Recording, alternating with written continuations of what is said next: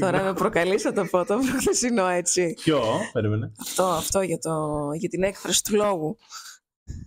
Λοιπόν, ναι, βέβαια θα το πούμε, γιατί θα πούμε, γιατί είχαμε και σχόλια, είχα και ότι το προηγούμενο το podcast που κάναμε, που μιλήσαμε για τα παιδικά και όλα αυτά, υπήρχαν κάποιες παρατηρήσεις, παράπονα, με πάντα καλοπροαίρετα, δεν το συζητώ, τα οποία λέγανε ότι έβριζα λίγο παραπάνω από όσο με έχουν συνηθίσει. Δεν το κατάλαβα, παιδιά, δεν το κατάλαβαν οι άλλοι.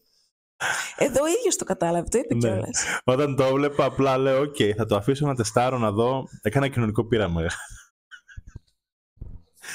Να δω αντίδραση. Και ξέρετε, το κορυφαίο της προάλλης που ήμασταν μαζί έξω, κάτι ανοίξαμε πάλι για συζήτηση και ξαφνικά ακούω έναν λόγο, λες και είναι σε διάλεξη. Και λέω τώρα τι φάση. Και το καταλαβαίνει πάλι μόνος του.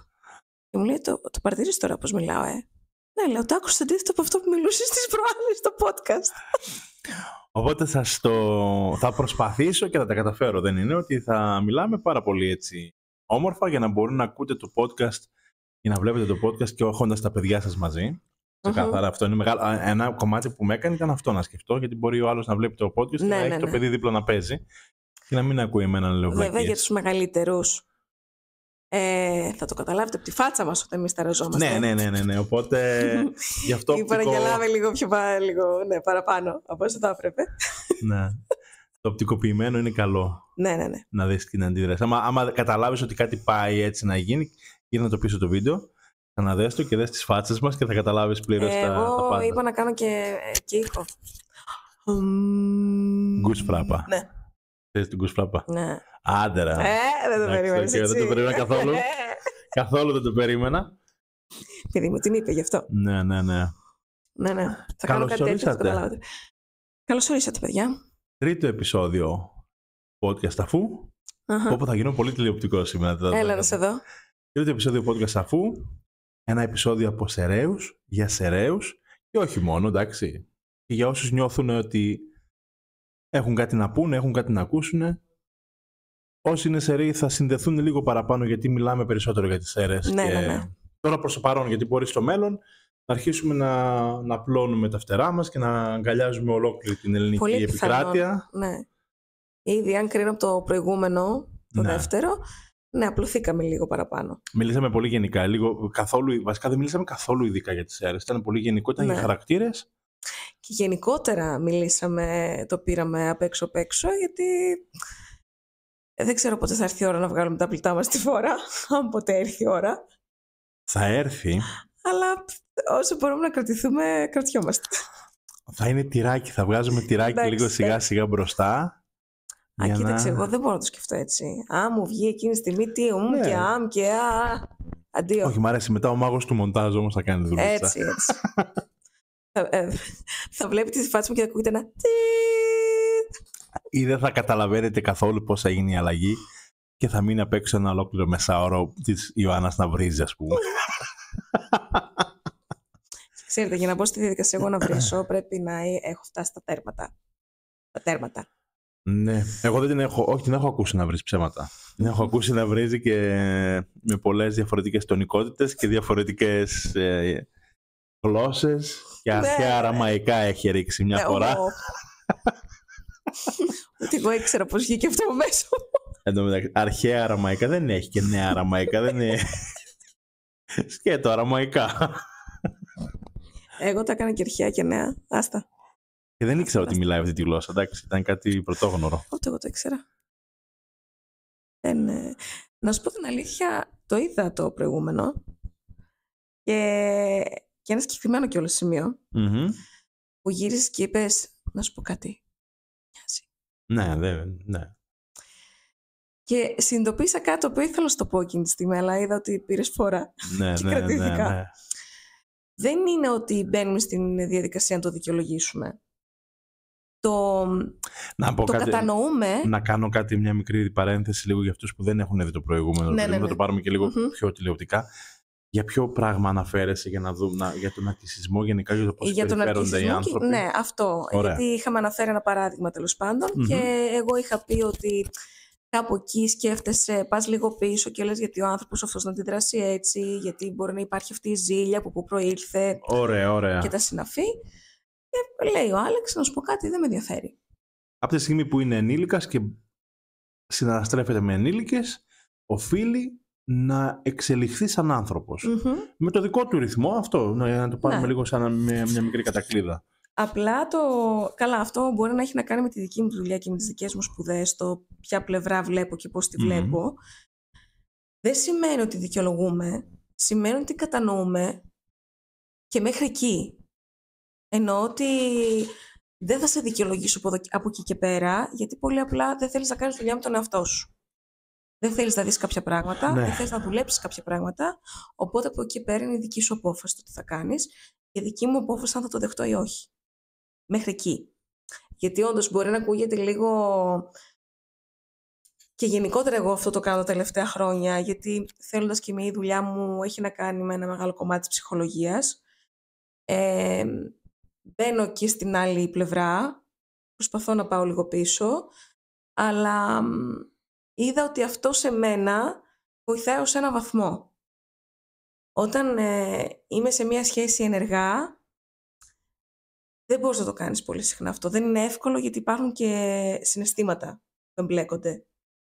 Οπότε εκεί θα το κάνεις μέχρι ως ένα σημείο που δεν χάνεσαι εσύ σαν άνθρωπος μέσα σε όλο αυτό. Αν γίνομαι αντιληπτή. Μεγάλο κομμάτι και νομίζω ότι από τη στιγμή που μπαίνουν τα συναισθήματα σε μία σχέση, σε μία ισορροπία, καλά, τρελαίνεται τη ζυγαριά και πάει όπου να είναι, όπως να είναι.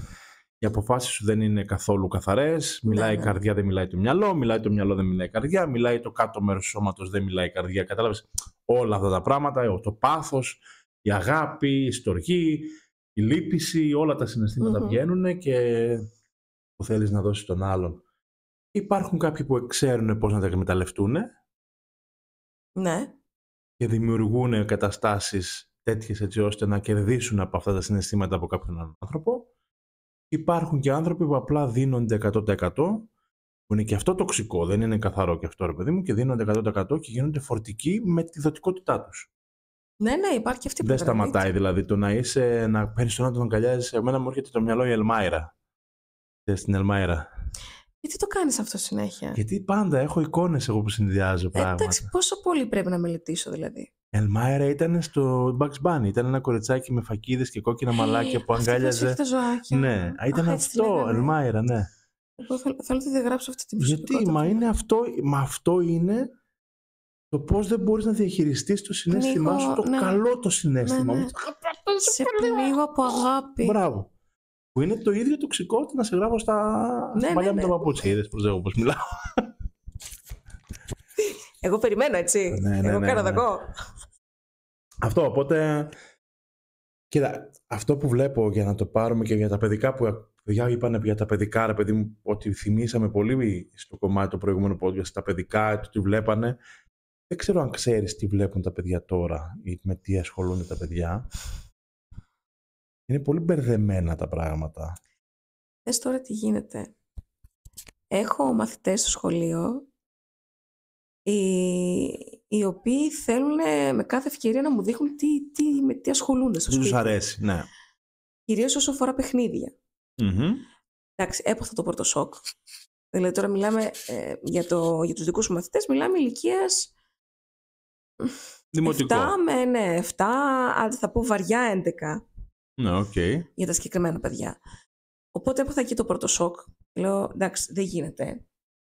Και γιατί το λέω δεν γίνεται? Γιατί ξέρω ότι έχει επίπτωση στην καθημερινότητά τους.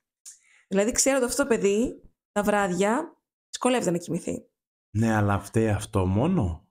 Όχι φυσικά. Αυτό θέλω να πω. Γιατί τυχαία είχα χθες το βράδυ μια συζήτηση με ένα φίλο ο οποίος είναι Σουηδία και λέγαμε για το πώς τα media, τα mass media, η τηλεόραση και γενικά τα μέσα κοινωνικής δικτύωσης και όλα, κατευθείαν με το που γίνει κάτι κακό κατηγορούν κάποιον ή κάτι το οποίο είναι εύκολο να πάρει την ευθύνη. Ας πούμε, τα παιδιά είναι βία. Έπαιζε βιντεοπαιχνίδι βίο. Κατάλαβες αυτό. Okay. Αυτό τώρα είναι μεγάλο κομμάτι της συζήτησης. Έχει πολλούς παράγοντες. Έχει σίγουρα, αλλά Δεν ξέρω πού να το πιάσω, ειλικρινά. γιατί το συζητήσαμε αυτό με τα παιδιά που βλέπουν καλά, το ότι βλέπουν τα παιδιά, το τι τους συντριγκάρει την περιέργεια να δουν, γιατί και εγώ που ασχολούμαι εκτός από το χορό, ρε παιδί μου, κάνω και το content στο ίντερνετ με τα video games και τα πάντα και καταλαβαίνω και βλέπω τι θέλουν τα παιδιά. Θέλουν ντοπαμίνη τα παιδιά. Θέλουν γρήγορη αντίδραση και γενικά θέλουν κάτι το οποίο θα τους δημιουργήσει την αίσθηση της έκστασης και της πολύ μεγάλης. Γι' αυτό τους αρέσουν αυτοί που φωνάζουν, αυτοί που γίνονται ακραία πράγματα.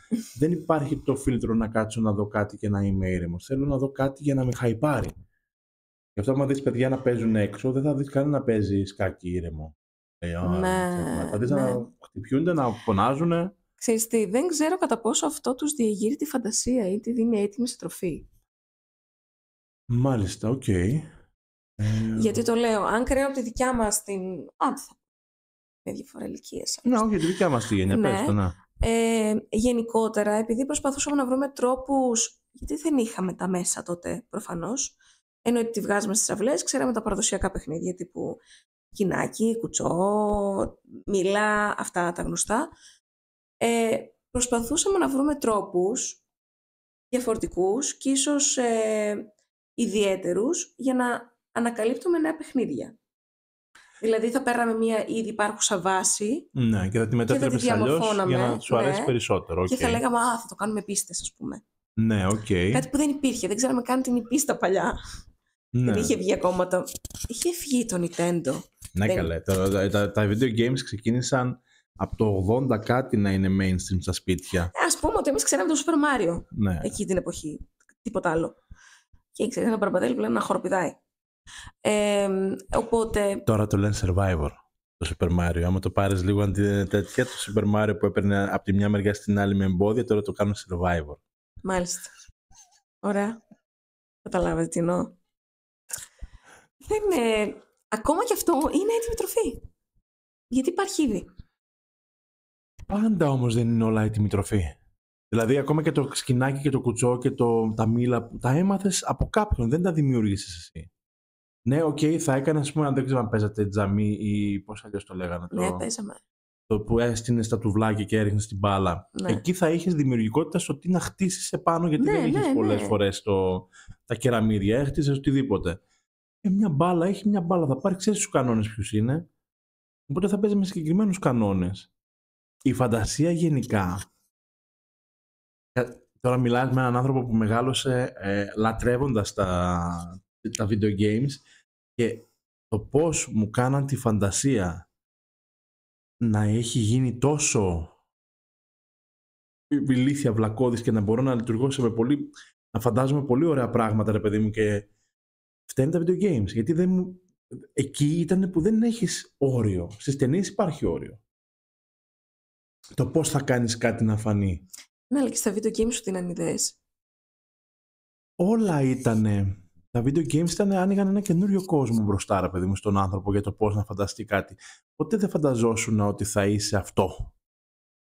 Ότι θα είσαι ένας ήρωας. Εκτός τώρα δεν μιλάμε για το Super Mario, μιλάμε για κάποια μεταγενέστερα παιχνίδια, τα οποία ήταν λίγο πιο περίπλοκα.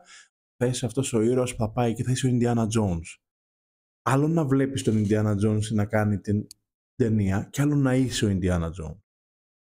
Όταν το παιχνίδι σου δίνει τη δυνατότητα να λύσεις ένα γρίφο για να περάσεις το επίπεδο και να πας από εδώ εκεί, γιατί έχεις μια πόρτα η οποία έχει κάτι σύμβολα επάνω και τα σύμβολα πρέπει να ξέρεις να βρεις που είναι, αυτό σου διεγείρει τη φαντασία για αρχή και δημιουργεί ένα ωραίο συναίσθημα το να λύσεις τα πράγματα. Το να είναι ένα παιχνίδι το οποίο πατάς ένα κουμπί, να γίνεται μόνο ένα πράγμα, χωρίς να υπάρχει αλληλεπίδραση, αυτό είναι σαν να βλέπεις τηλεόραση.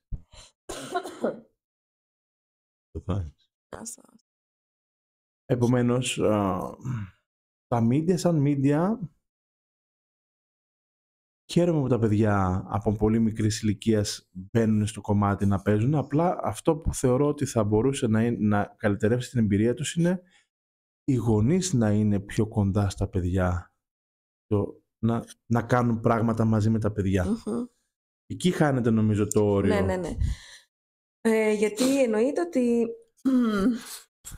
και θα βάλω και τους πιο μικρούς ηλικιακά, το να αφήσεις το παιδί σου να παίξει, για σένα μπορεί να είναι ένα μικρό διάλειμμα,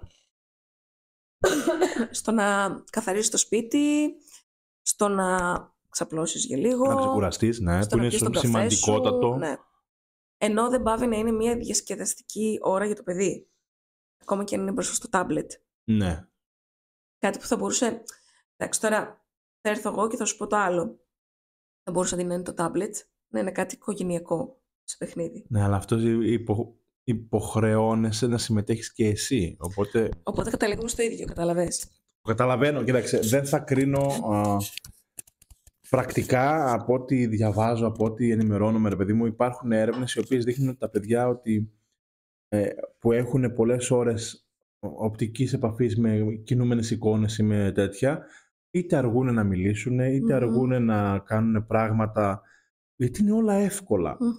Παλιότερα κορόιδευα την Ντόρα τη μικρή και ερευνήτρια πάρα πολύ. Πρώτον, γιατί ήταν έτσι πως ήταν, και δεύτερον, γιατί μιλούσε στα παιδιά. Αργότερα κατάλαβα το πόσο σημαντικό ήταν αυτό το να υπάρχει αλληλεπίδραση. Γιατί το παιδί αναγκαζόταν να μιλήσει και να πει στην Ντόρα τι είναι αυτό που βλέπει. Εντάξει, αυτή η Ντόρα την έχω κάνει μέχρι και παροδία. Έχει μία στο ίντερνετ η οποία είναι. Τώρα, θέλω να μιλάμε όμορφα. Η Ντόρα μικρή εξερευνήτρια η οποία είναι στο καρτέλ.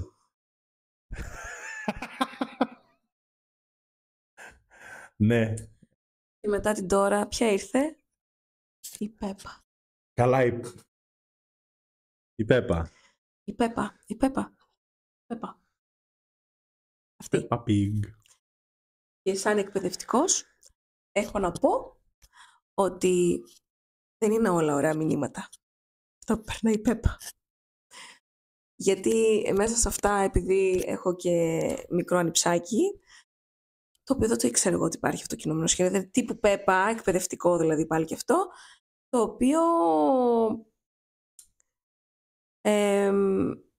περνάει απίστευτα μηνύματα ως προς την οικογένεια, το πώς υπάρχει συνεργασία, κυρίως μεταξύ ζευγαριού, για να υπάρχει και στα παιδιά. Ναι, των γονιών με τα παιδιά και όλα.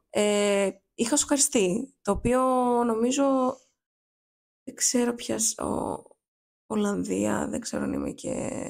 Λέγεται Blue. Αυτό το συζητούσαμε τις προάλλες, που είναι το σκυλάκι και έχει και χρώματα παλ, χρώματα ήρεμα. Ναι, είναι απίστευτα τα μηνύματα. Και ευτυχώς που υπάρχουν άνθρωποι που τα εξελίσσουν. Εγώ εκεί θέλω να καταλήξω. Ότι άλλο η Ντόρα, άλλο η Πέπα, άλλο η Blue. Εγώ που τα έχω δει και τα τρία. Ναι. Το θέμα είναι ότι πρακτικά όμως αυτά που αγαπάει το παιδί να βλέπει, αυτά που θέλει το παιδί, είναι αυτά που έχουν πιο πολύ ενδιαφέρον οπτικό. Είναι πιο τριγκεραριστά για το μάτι του, ας πούμε. Είτε η μουσική, για τη μουσική για παράδειγμα. Ας πάμε στη μουσική. Το γυρίσουμε. Το Baby Shark το μισούσα. Το μισό ακόμα δεν είναι ότι μισούσα.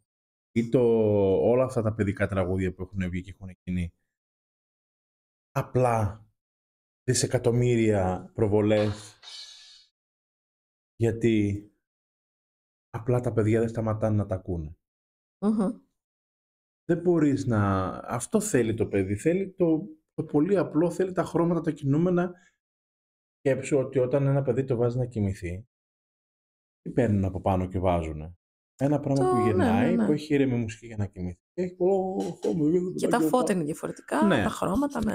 Οπότε, ρε παιδί μου, θέλει ερεθίσματα το παιδί. Και όταν το βάζει να επιλέξει, τι θα επιλέξει, τα ερεθίσματα θα πούνε πιο δυνατά. Τέρμα τη μουσική, τέρμα τα φώτα, τέρμα τα χρώματα, το saturation να πάει στο Θεό, το μπορντό να είναι το ροζ να είναι όσο πιο δυνατό γίνεται. Τι ωραία που ήταν παλιά που είχαμε αυτή τη τηλεόραση, την κλασική, το κυβότιο, που έφτανε μέχρι κάποια ένταση. Καλά, και τώρα το ίδιο πράγμα έχει, ρε. Τι εννοείς? Η ένταση στο κομμάτι είναι το τι επιλέγεις εσύ. Τηλεόραση, η ένταση. Ναι, εννοείς μπορείς να κάνεις τη ρύθμιση. Όχι. Τα ηχεία που έχω εγώ, ας πούμε, στον υπολογιστή είναι τόσα watt. Ότι εμείς επιλέγουμε να πάρουμε, ας πούμε, καλές συσκευές έτσι ώστε να το πάμε στο τέρμα να μας ακούνε 4 τετράγωνα πιο κάτω. Είναι δικό μας κομμάτι.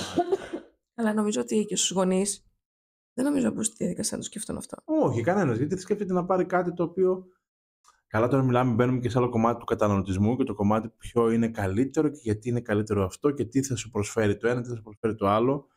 πιο μεγάλη τηλεόραση και πιο χρώματα τέτοια και μια ηχόμπαρα από κάτω για να έχει surround ήχο και τέτοια. Εντάξει, όλα αυτά έχουν να κάνουν με το πώς με ένας πούμε ήχος δεν μπορώ να έχει θόρυβο ο ήχος μέσα. Τώρα που κάνουμε το podcast και μιλάμε σε αυτά τα μικροφωνάκια, φαντάζομαι πώς ξέρω πώς ακούγεται, γιατί το κάνω το μοντάζ εγώ μετά, και νευρίζομαι. Και προδημιουργώ και έχω και κάποια φίλτρα τα οποία το κάνουν λίγο πιο δηλαδή φωνικό, ρε παιδί μου, τον ήχο, έτσι ώστε να ακούγεται πιο Πώς να μιλάμε. Κανονικά, δεν έχω θέμα. Λέω πως θέλεις λίγο πιο ψυχή. Όχι, κανονικά. Δεν είμαστε βραδινή εκπομπή με τα μεσονύκτια, ακόμα. Αυτό. Ναι, οπότε δεν ξέρω αν θα... Τουλάχιστον από αυτή τη μικρή γεύση που πήρα από τους δικούς μου, τους μαθητές, όχι, νομίζω ότι κάποια είναι πολύ σοκαριστικά. Για να τα δει ένα παιδί 7 χρονών. Λοιπόν, επειδή μου αρέσει να είμαστε και λίγο... Τώρα που με βάσει το κομμάτι, πάλι θα ξεκινήσουμε να μιλήσουμε άλλο, δεν πειράζει, μια χαρά είναι αυτό. Δεν ξέρω, θα σε έχω εδώ και πριν ξεκινήσουμε το podcast, θα σου στέλνω τα bullet points να δεις κάποια συγκεκριμένα άρθρα, έτσι ώστε να έχεις μια μικρή επαφή με το τι γίνεται στον κόσμο και τι τα παιδιά αυτή τη στιγμή βλέπουν. Αυτή τη στιγμή λοιπόν τρέχει πάρα πολύ... θες να μελετήσω. Όχι καλέ, να έχεις να ενημερωθείς, δεν είναι... Έτσι. Γιατί με βλέπουν τώρα τα μικρά, ότι εγώ ναι. Έχω και τον ενθουσιασμό και μπορώνται ακόμα περισσότερο και μου δείχνουν κι άλλα. Ναι. Πού να μου στείλεις και bullets. Αν ξέρεις, πίστεψέ με, αν πριν στο δείξουν το ξέρεις, θα σου ευχαριστούν. Αυτό που τα εντριγκάρει περισσότερο είναι ότι ενδιαφέρεσαι εσύ και να δεις αυτό που τους νοιάζει. Δηλαδή, το μόνο που ζητάνε είναι την προσοχή σου. Ναι, καλά, εννοείται. Και αυτό είναι που λείπει πρακτικά από τις σχέσεις παιδιών και γονέων σήμερα. Γιατί οι γονείς είναι όλη την ημέρα, πάρα πολύ φορτωμένη ημέρα τους και θέλουν και χρόνο και για τον εαυτό τους. Το παιδί έχει μια πολύ φορτωμένη ημέρα από πολύ μικρό και θέλει να μοιραστεί με το γονιό του αυτά που του είναι ενδιαφέροντα για αυτόν και γι' αυτό οπότε προσπαθεί να ζητήσει την προσοχή του και γι' αυτό φωνάζει, γι' αυτό γκαρίζει, γι' αυτό σπάει, γι' αυτό μαλώνει, γι' αυτό 1000 πράγματα. Θα σου πω ένα μικρό παράδειγμα. Πέρυσι είχα μαθητή πρωτάκι, οπότε μπορείτε να φανταστείτε πώς ήρθε από τον νηπιαγωγείο. Ήμασταν σχέση μίσους πάθους κατάσταση. Ήταν του τύπου ειλικρινά κρατιέμαι με νύχια και με δόντια. Για τις δύο πλευρές. Φέτος είμαστε του τύπου εγώ όταν θα μεγαλώσω θα σε παντρευτώ. Γιατί όμως? Γιατί φέτος εγώ ξεκίνησα να τον ακούω και να ασχολούμαι με αυτά που του αρέσουν. Ποια είναι? Τα παιχνίδια. Ναι. Τώρα μιλάμε για τρελή αγάπη. Απλά για το ενδιαφέρον, έτσι. Αυτό που λέει ο Άλεξ. Είναι πολύ μεγάλο κομμάτι. Εγώ το έλεγα και παλιότερα, παιδί, το λέω πάντα ότι όσοι είναι γονείς δεν είναι εύκολο πράγμα. Δεν μπορώ εγώ να κρίνω καθόλου το πώς θα μεγαλώσει το παιδί σου. Δεν μπορώ να έχω. Οι κανόνες είναι κανόνες, είπαμε και την προηγούμενη φορά, ότι παράνομο είναι παράνομο, το νόμιμο είναι νόμιμο, το ηθικό είναι κάτι προσωπικό. Ξεκάθαρα. Ναι. Το πώς θα μεγαλώσεις το παιδί σου εσύ, με το τι δυνατότητες έχεις εσύ σαν γονέας να μπορείς να δώσεις το παιδί σου και το πώς θες να εξελιχθείς εσύ μέσα από αυτό, είναι κάτι το οποίο το σέβομαι απόλυτα και αν μου ζητήσεις την γνώμη μου θα σου την πω. Δεν θα πρόκειται όμως να σου κονίσω το δάχτυλο και πω δεν θα έπρεπε να το κάνεις έτσι. Σε καμία των περιπτώσεων. Εγώ να σταθώ λίγο σε αυτό που λες, γιατί το σκεφτόμουν και στο προηγούμενο. Μπορείς να πεις το ίδιο πράγμα με 30 διαφορετικούς τρόπους. Το θέμα είναι η προσέγγιση. Ναι. Δηλαδή, ο ένας μπορεί να φανεί επικριτικός, ο άλλος μπορεί να φανεί συμπονετικός. Υπάρχουν πάρα πολλοί τρόποι για να το κάνεις. Δηλαδή, ας πούμε, στην εκπαίδευση, για παράδειγμα, δεν μπορούμε να γίνουμε επικριτικοί, αλλά από την άλλη δεν μπορούμε να μην χτυπήσουμε και το καμπανάκι σε μια τέτοια περίπτωση. Οπότε εκεί πρέπει να βρεις τον άλλο τρόπο, έτσι ώστε και ο γονιός να μην απορριφθεί σαν γονιός. Λοιπόν, ξέρεις ποια είναι η διαφορά? Θα σου πω ποια είναι η ειδοποιώς διαφορά σε αυτό που λες. Όταν εσύ μιλάς με ένα γονιό, ο γονιός έρχεται στη θέση, γιατί εσύ είσαι επαγγελματίας και έρχεται να του πεις όχι τη γνώμη σου, το πόρισμά σου. Είναι σαν να πηγαίνεις στο γιατρό και να σου μιλάει ο γιατρός πως θα έπρεπε να είναι μάλλον. Σαν να πηγαίνεις. Μπράβο, γι' αυτό καταλαβαίνω. Σαν να πηγαίνεις στο γιατρό, να σου λέει ο γιατρός, κυρία μου, έχετε αυτό και πρέπει να κάνετε αυτό. Εκεί δεν μπορεί να το πει ο άλλος με τάκτ. Θα πρέπει να σου το πει όπως είναι. Όταν όμως σε ένα σχολείο πάει ο γονιός και μιλάει με τον δάσκαλο και ο δάσκαλος βλέπει κάποια σημάδια μαθησιακά στο παιδί ή κάποια σημάδια συμπεριφορικά, ρε παιδί μου, τα οποία θα μπορούσε να τον συμβουλέψει τι θα κάνει, γιατί είναι επαγγελματίας, το να προσέχεις πώς θα μιλήσεις και να μην τον κρίνεις, και δεν κρίνεις καθόλου το τι κάνει με το παιδί, για πόσο κακός ή καλός γονέας είναι. Ναι, εννοείται αυτό. Θέτεις κάποια θέματα τα οποία είναι αυτά, πρέπει να υπάρχει εκπαίδευση και προς τους γονείς. Μη σου πω ότι μεγαλύτερη πρέπει να την έχουν οι γονείς. Ναι, αυτό λέμε. Οι γονείς μεγαλώνουν το περιβάλλον το οποίο θεωρητικά και πρακτικά κρίνονται κάθε μέρα από παντού. Από τα social media που είναι στο TikTok και παντού, ο κάθε ένας θα πει την κάθε του βλακεία για το παιδί, από τα παιδιά τα οποία δουλειά τους είναι να σου σπάνε τα νεύρα και να σε φέρνουν στα όρια, κάθε φάση της ζωής τους. Οπότε εσύ είσαι σε μια φάση συνέχεια, έχεις και τους γονείς σου από πίσω, τους παππούδες, που έχουν τα πάντα για να πούν για τα πάντα σε αυτό. Έχεις και τους φίλους. Πολλές φορές οι φίλοι ή οι γονείς των παιδιών στο σχολείο βαράνε και μια κόντρα ποιος είναι το καλύτερο παιδί και ποιος είναι αυτά τις μαλακίες. Θες χαζομάρι, κατά το κόψα. Οπότε είναι κάτι πάρα πολύ περίπλοκο που θα έπρεπε να είναι απλό, αλλά δυστυχώς είναι η εποχή τώρα που πρέπει να είσαι πολύ political correct το κομμάτι πως μιλάς.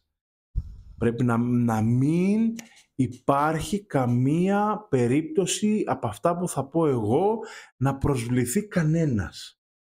Αυτό δεν υπάρχει. Ξέρεις τι, δεν μιλάμε να σε βρίσω, να σε χαρακτηρίσω άσχημα. Ναι, όχι, δεν το λέω γι' αυτό. Γιατί, ας πούμε, αυτό το κομμάτι που ανέφερα πριν για την προσέγγιση δεν έχει να κάνει μόνο με τη θέση που έχεις στη δουλειά σου. Ναι. Αλλά γενικότερα ως άνθρωπος, καλό είναι να το φιλτράρεις. Ναι, συμφωνώ απόλυτα. Γιατί έχει να κάνει με το σεβασμό προς τον συνάνθρωπο. Δηλαδή, έχω ακούσει και ατάκες του τύπου εγώ έτσι είμαι. Άμα γουστάρεις. Εδώ πάμε στο κομμάτι που έλεγα το προηγούμενο, που λέω δεν με νοιάζει. Αν εσύ έτσι είσαι, πλέον σταματάει να με ενδιαφέρει. Ναι. Και δεν θα κάνω καμία προσπάθεια να επικοινωνήσω παραπάνω μαζί σου. Αυτό σημαίνει ότι δεν με νοιάζει. Ναι. Επειδή όμως θα βρεθεί, εγώ θα το πω προς αυτούς που την πετάνε την ατάκα. Δεν πάει έτσι. Γιατί άμα θέλεις εσύ να βρίσκεσαι σε ένα σύνολο κοινωνικό ή έστω, ας πούμε, να το θέσω γενικά, να έχεις παρέες, θα πρέπει να μπεις στη διαδικασία να σε νιάξει. Σε ποιον απευθύνεσαι και σε ποιον θα πεις αυτήν την ατάκα. Την οποιαδήποτε ατάκα που μπορεί να είναι τόσο χύμα, που άλλος ναι, μπορεί να προσβληθεί. Για τον άλλο που τη δέχεται τώρα, πάμε σε αυτό που λέει ο Άλεξ. Αν θες τη δέχεσαι, αν θες τον κάνεις πέρα. Είναι ok να είσαι ειλικρινής. Ναι, μα αυτό ακριβώς λέω. Πες το. Πες αυτό που έχεις. Πες τη γνώμη σου, αλλά όχι σε σημείο που να χάνεις το δίκιο σου. Ναι, είναι ok να είσαι ειλικρινής. Για μένα προσωπικά ναι, όσο και αν πονάει. Αυτό είναι ένα κομμάτι το οποίο, αν είσαι ειλικρινής με κάποιον, ακούγεται πρώτον πάντα σαν προσβολή στα αυτιά του, γιατί δεν έχει συνηθίσει ποτέ να το ακούει.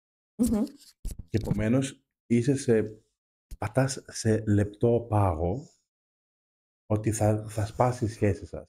Αν είσαι ok να πεις κάτι, γιατί είναι φίλος, γιατί ενδιαφέρεσαι για αυτόν τον άνθρωπο, ρε παιδί μου, ότι θέλεις να τον δεις να περνάει και να πηγαίνει σε άλλο επίπεδο.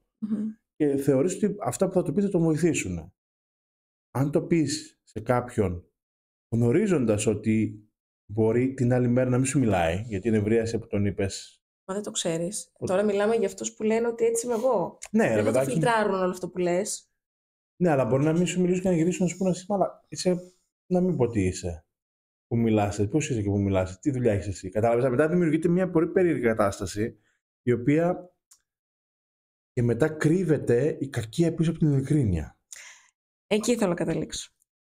Γιατί έχω συνειδητοποιήσει τουλάχιστον τα τελευταία 10-15 χρόνια 2 πολύ σημαντικές διαφορές. Ότι έχουμε μπερδέψει την ειλικρίνεια με την αγένεια. Ναι. Και έχουμε μπερδέψει την ευγένεια με την αφέλεια. Ναι, όποιος είναι ευγενικός θεωρούν ότι είναι και αφέλειες αυτόματα. Okay. Τα οποία όντως είναι σε μία λεπτή κλωστή. Αλλά εκεί έχει να κάνει τι δουλειά έχει κάνει ο άλλος με τον εαυτό του. Ναι. Για να μπορεί να κάνει τις συνδέσεις. Ναι. Κάποιος που δεν θέλει να αναλάβει τις... Όπου άλλοι και καταλήξαμε. Αυτό είναι το κομμάτι που μας απασχολεί πολύ και το σκεφτόμαστε. Η δουλειά μας και τώρα είναι πολύ αυτό. Ξεκάθαρο. Δηλαδή, κάποιος που όντως δεν μπορεί να καταλάβει τις ευθύνες του, να τις αναλάβει, θα πει έτσι είμαι εγώ. Ναι. Αυτό είμαι. Κάποιον αρέσουμε και στους άλλους δεν θα μπορέσουμε. Αυτό πω παιδιά, και το έχω ακούσει από άνθρωπο ο οποίος δεν είναι 18 χρονών. Είναι... Το θυμάσαι το τραγούδι. Ναι. Ναι. Άρα δεν είναι βιώματα αυτά. Τα παλιά τραγούδια που αγαπούσαμε και θεωρούμε κλασικά τραγούδια είναι πάρα πολύ τοξικά. Απλά είχαν τον τρόπο να μιλάνε και να μην βρίζουν μέσα. Ήταν δοσμένα με πάρα πολύ ωραίο τρόπο, που περνούσαν πολύ άσχημα μηνύματα, χωρίς να είναι... Αν ακούσεις όλο το τραγούδι, θα καταλάβεις όμως γιατί το λέει αυτό. Ναι, μα αυτό όμως που μένει είναι μόνο το ρεφρέν. Το ρεφρέν, ναι. Είναι πολλά πράγματα. Εγώ ξεκίνησα να ακούω στίχους σε μουσική μετά τα 30 μου. Κολούσα με το ρεφρέν, δεν με ενδιέφερε, μου αρέσει πάρα πολύ η μουσική, μου αρέσει πάρα πολύ αυτό το πράγμα, η μουσική. Ο ρυθμός, η μουσική, η μελωδία μου αρέσει. Δεν με ενδιαφέρει τα λόγια που θα πει. Γιατί αν κάτσω και ακούσω τα λόγια, κατά 90% θα ξενερώσω. Γιατί δεν με. Εν τω μεταξύ, ο Άλεξ είναι από τα λίγα άτομα, ειλικρινά, που ακούνε τη μουσική. Με όσους έχω συζητήσει, μου λένε στίχο, ξεκάθαρα. Ποτέ. Γι' αυτό και δεν μου αρέσουν όλα τα ζεμπέκικα και όλα τα τραγούδια τα ελληνικά, τα μπουζούκια φάση, γιατί εκεί θέλοντας και μία, ακόμα και το ρεφρέν, είναι ό,τι πιο άθλιο υπάρχει. Και δηλαδή, το να καθίσω εγώ να χωρίσω και να κάτσω και να λέω αμνησία, καταλαβες. Να είμαι σε αυτό και να βγάλω όλο μου το μένος και όλο μου το κάνω, να μπορώ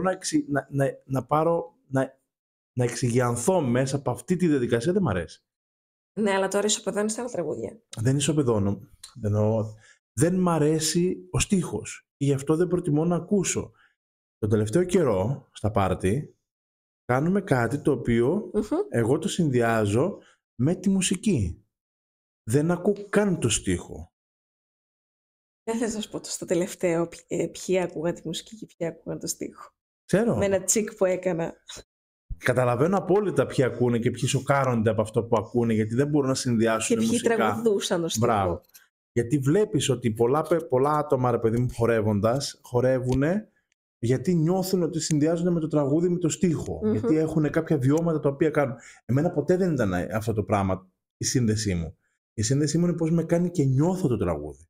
Όχι τι λέει το τραγούδι για να νιώσω εγώ. Βέβαια, εδώ είναι το σουρεάλ της κατάστασης, ότι στα Latin Party το 80% δεν ξέρει καν το στίχο. Ναι. Αναγκαστικά ακούει τη μουσική για να μπορεί να χορέψει. Μετά εκεί ξέρεις που πάμε όμως. Το τι τους μαθαίνουν να ακούνε. Ναι. Καταλαβαίνεις, δηλαδή το να ακούσεις και γυρίσαμε πάρα πολύ έτσι. Το να ακούσεις μπατσάτα, ας πούμε, ένα μεγάλο κομμάτι που υπάρχει τα τελευταία πολλά χρόνια στο χώρο του Latin χώρου και των Latin Party και τα πάντα, είναι ο διαχωρισμός της μουσικής. Αυτό τι είναι που ακούς από όλους? Τι είναι αυτό? Τι είναι αυτό? Τι είναι αυτό? Μουσική είναι. Ας πάρουμε αυτό το κομμάτι, ότι αυτό είναι η μουσική που ακούς. Πώς σε κάνει να νιώθεις, πώς σε πάει ο ρυθμός του, αν σε πάει έτσι ο ρυθμός του, είναι αυτό. Αν δεν μπορείς να καταλάβεις πώς σε πάει ο ρυθμός του και πρέπει να σου πει κάποιος πώς πρέπει να πας, τότε ή αυτός ο κάποιος που σου κάνει μάθημα δεν έχει βάση εκεί και πατάει σε άλλα, είναι πιο σημαντικά στην διδασκαλία του άλλα πράγματα. Ναι.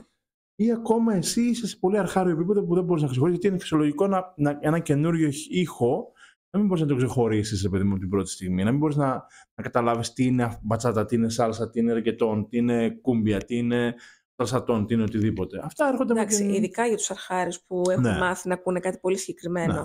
για να το κατηγοροποιήσουν. Εγώ δεν μπορώ. Εμένα γι' αυτό μου αρέσει η σάλσα, γιατί με τη σάλσα και ερωτεύομαι και κάνω χαβαλέ και το παίζω και μάγκας, το παίζω και... Κάνω αυτό, ρε παιδί μου. Δηλαδή, αναλόγως το τραγούδι που θα παίξει, είναι και το συναίσθημά μου αυτό. Δεν με νοιάζει τι λέει το τραγούδι, αλήθεια δεν με νοιάζει τι λέει, και αν κατά λάθος ένα τραγούδι έχει την ευφυΐα, ο στίχος του να είναι ίδιος με το συναίσθημα που μου βγάζει, εκεί είναι που πεθαίνω. Εκεί είναι που πεθαίνω και είμαι με το τραγούδι ένα με το τραγούδι. Το αγαπημένο τραγούδι είναι το El Cantante. Του Héctor Lavoe, που έκανε διασκευή ο Marc Anthony για την ταινία El Cantante, την ομώνυμη, που λέει την ιστορία του πιο μεγάλου Latin, Cuban, Puerto Rico, All-Star, Rockstar, που έφερε τη σάλσα στην Αμερική. Το τραγούδι, από την ιστορία, λέει ότι του έδωσε ένας θαμώνας τον Héctor Lavoe, και ήταν μια οδή προς τον Héctor Lavoe, που είναι ο El Cantante, ο τραγουδιστής. Και το τραγούδι λέει γι' αυτό, ότι είμαι ο τραγουδιστής, τραγουδώ για τη ζωή και λέει πράγματα. Εμένα, η δουλειά μου, αυτό που αγαπώ στη σάλσα, είναι η ρουέδα και είμαι ο καντάντε. Αυτή τη σύνδεση τελείωσε. Δεν υπάρχει δηλαδή. Αυτό το τραγούδι θα παραμείνει πάντα έτσι πάνω top για μένα. Να σου πω, μπήκες στη διαδικασία να το ακούσει επειδή σε τράβηξε ο τίτλος. Η ταινία. Είδες πρώτη ταινία. Το τραγούδι μπήκα στη διαδικασία να το ακούσω γιατί το έβαλε ο Ελόι, ο δάσκαλός μου, και το χορεύαμε full γιατί προφανώς τα ακούσματα του ήταν αυτά. Πολύ διαφορετικά από τη νέα γενιά. Ήταν μπράβο. Ναι. Μετά πάμε στο κομμάτι ότι βλέπω την ταινία J-Lo, Marc Anthony, αφού ξεκίνησα να χορεύω σάλσα και να καταλαβαίνω τη μουσική, να παθαίνω το σοκ ότι αυτό το τραγούδι το ακούμε. Και μπαίνω ακόμα σε μια πιο μεγάλο βάθος που βλέπω τη ζωή του Héctor Lavoe, η οποία ήταν ό,τι πιο τραγικό ήταν, θα μπορούσε να είναι τραγωδία ελληνική, ρε παιδί μου, στο κομμάτι. Αρχαία ελληνική τραγωδία. Και βλέπεις αυτό το κομμάτι και λες, και το τραγουδάει, δεν το τραγουδάει σάλσα. Το τραγουδάει μπολερό. Το τραγουδάει πολύ χαλά και είναι το αγαπημένο τραγούδι έτσι, όπως είναι εκεί. Γιατί αυτό είναι. Και εκεί που ξεκινάει και μπαίνει, Πανατρίχες ολόκληρος, και μπαίνει το τραγούδι και τραγουδάει χαλαρά και μπαίνει, ξαφνικά γίνεται σάλσα. Αυτό είναι το συναίσθημά μου. Δεν μπορώ να περάσω θλιμμένες στιγμές ακούγοντας λυπητερά τραγούδια. Δεν θέλω να ενισχύσω τη θλίψη μου. Εντάξει, αυτό είναι θέμα αισθητικής. Είναι θέμα καθαρά πώς το αντιλαμβάνομαι εγώ. Ναι, και ψυχισμού. Έτσι, γι' αυτό μου αρέσει η σάλσα. Γιατί η σάλσα μπορεί να μιλάει για τραγικά πράγματα, αλλά να τα χορεύεις. Όπως και ένα άλλο τραγούδι που μιλάει για τη ζωή του... In the Sala, in the Hospital. Το Σιμών. Μπράβο, αγάπη μου, ευχαριστώ. Του Σιμών, ρε παιδί μου, που είναι ένα παλικάρι το οποίο φεύγει από την Κούβα γιατί είναι ομοφυλόφιλος. Γυρνάει σαν γυναίκα στην Κούβα, ο πατέρας του κολλάει AIDS, είναι στο νοσοκομείο μέσα, ο πατέρας του δεν τον δέχεται, τον βρίσκει και την τελευταία στιγμή που τον λέει τον αποχαιρετάει στο νοσοκομείο. Άμα ακούσεις το τραγούδι, ξεκινάει με θλίψη, περνάει τη ζωή και τελειώνει με θλίψη και μετά ξανά στη ζωή. Αυτό είναι η σάλσα για μένα. Αυτό είναι η μουσική η Latin. Γι' αυτό εγώ λατρεύω τη Latin, τη μουσική. Γι' αυτό δεν μου αρέσει εισαγωγικά η ελληνική μουσική. Γι' αυτό όταν ακούω ελληνικό τραγούδι που έχει Latin στοιχεία μέσα, εξητάρομαι και γουστάρω πάρα πολύ και λέω κάτι έχουμε εδώ, κάτι έχουμε εδώ. Όντως το κάνει. Αυτό. Μπορεί ένα κλάβο που θα ακουστεί μέσα σε ένα ελληνικό τραγούδι να μου αλλάξει όλη την οπτική για το τραγούδι. Ναι, κάτι κατάλαβα. Κάποιοι θα τα ακούσετε στην πορεία, αυτό που λέει. Αυτό. Αλλά αυτό δεν μπορείς να το περιμένεις από τον καθένα να το καταλάβει. Ο δικός μου σκοπός, και sorry που μιλάω τώρα μόνο για το, είναι να κάνω τον κόσμο, αυτόν που έρχεται και εμπιστεύεται τον εαυτό του και τις ώρες του σε μένα σαν δάσκαλο, είτε στα πάρτι είτε στη σχολή που κάνω, στην εκάστοτε σχολή που κάνω μάθημα, είναι να κάνω τον κόσμο να αγαπήσει αυτό το πράγμα. Να μάθει να περνάει καλά και να ερωτευτεί τη μουσική και την κίνηση. Ναι. Και νομίζω ότι κάπου εδώ δεν είναι τυχαίο που εμείς οι δύο ξεκινήσαμε να συνεργαζόμαστε. Γιατί και εγώ είμαι αυτής της άποψης ότι καλό είναι τη μουσική να μην τη βάζετε σε κουτάκια. Είναι τόσο... Δηλαδή, αν σκεφτείτε μόνο την ιστορία της και τι επιρροές έχει και από ποιες χώρες και σαν αναδρομή δηλαδή πώς επηρεάστηκε, πώς εξελίχθηκε στην πορεία, θα δείτε ότι πολλά πράγματα πήραμε και από άλλους. Είτε στην ελληνική και στην ξένη θα πω. Παντού, ναι. Επιρροές είναι απίστευτες από παντού. Δεν μπορείτε να τα ακούσετε και να πείτε ότι είναι καθαρά αυτό. Δεν είναι καθαρά αυτό. Να πω κάτι τώρα. Αν ήταν καθαρά κάτι θα ήταν μόνο λαρυγγισμοί. Γιατί αυτό ήταν η μουσική. Και χτύπησε. Ναι, αν πάμε πολύ πολύ πίσω. Αυτό είναι το πιο αυθεντικό που υπάρχει στο ανθρώπινο είδος, παιδί. Να φωνάζουν, να γκαρίζουν και χτυπάνε πράγματα στο τέτοιο. Πάμε πολύ πίσω από την καταλάβατε. Αλλά όχι, υπάρχουν πολλές επιρροές. Οπότε καταλαβαίνω και αυτούς που είναι ταγμένοι σε ένα είδος και μπορούν να το θεωρούν, ας πούμε, ιεροσυλία. Ναι. Αλλά εγώ που ασχολούμαι χρόνια με αυτό το κομμάτι, θα σας πω ότι μόνο η ιεροσυλία δεν είναι. Είναι μια φυσική ροή των πραγμάτων όλο αυτό. Και είναι πολύ ωραίο όταν είμαστε λίγο πιο open-minded σε αυτό το κομμάτι, γιατί δεν πάβει να είναι τέχνη. Είναι τέχνη. Ξέρεις ποιο είναι το κομμάτι, νομίζω, η καμπή, το μεγάλο το σημείο του καμπής που θα υπάρξει στα επόμενα χρόνια, νομίζω θα είναι η τεχνητή νοημοσύνη στη μουσική. Τα τελευταία τραγούδια που μπαίνουν και βγαίνουν από μηχανήματα σαν κονσέρβες. Χάνεται τελείως η ανθρώπινος παράγοντας. Και δεν θα πω, η τεχνητή νοημοσύνη βοηθάει πάρα πολύ στο να δημιουργηθεί ένα κομμάτι εύκολα από έναν άνθρωπο που έχει το μυαλό του και έχει την παρτιτούρα του και δεν χρειάζεται να παίξει 800 όργανα και θα πει αυτό, βγάλε μου αυτό, κάνε μου αυτό, κάνε μου και γράψει τη μουσική και την παίξει τη μουσική. Ή ακόμα και σε έναν που θα συνθέσει όλο αυτό το πράγμα. Θα πάρει έτοιμα κομμάτια και θα τα συνθέσει. Όταν θα πάρεις, ας πούμε, και θα γράψεις, γιατί είχα κάνει ένα τεστ. Έχει ένα πρόγραμμα στον υπολογιστή που μπορείς να πεις γράψε μου ένα τραγούδι. Ναι, το ξέρω. Ναι. Okay, για αυτό και να είναι μπατσάτα. Θα στο γράψει. Εντάξει, ακόμα είναι πολύ. Αλλά θα στο κάνει. Ναι. Θα ακούσεις κάτι πολύ. Το άλλο το έχεις ακούσει. Το οποίο δεν το ήξερα, σοκαρίστηκα. Το έμαθα πριν από κανένα δίμηνο. Ένας φίλος μου βάζει να ακούσω Michael Jackson, αλλά Sinatra. Ναι, αυτό είναι το AI, το voice τέτοιο. Και λέω μου κάνεις πλάκα. Κάποιοι είναι όντως πολύ καλά. Ναι. Κάποιοι είναι για τα ανάθεμα. Θα δεις πολλά πράγματα. Βγήκε τώρα το τελευταίο μήνα, έγινε χαμός ότι ζήτησαν από AI να φτιάξει βίντεο. Και την πρώτη φορά πριν από 1 χρόνο που έφτιαξε το βίντεο ήταν κάτι πολύ ό,τι να είναι. Θα μπορέσω, θα τα έχω τα link από κάτω να τα δείτε στο description στο YouTube. Αλλά τα τελευταία 6-7 βίντεο που βγάλανε δεν μπορείς να καταλάβεις διαφορά. Οι άνθρωποι δεν υπάρχουν, το σκηνικό δεν υπάρχει, το δημιούργησε όλο ο υπολογιστής. Ναι.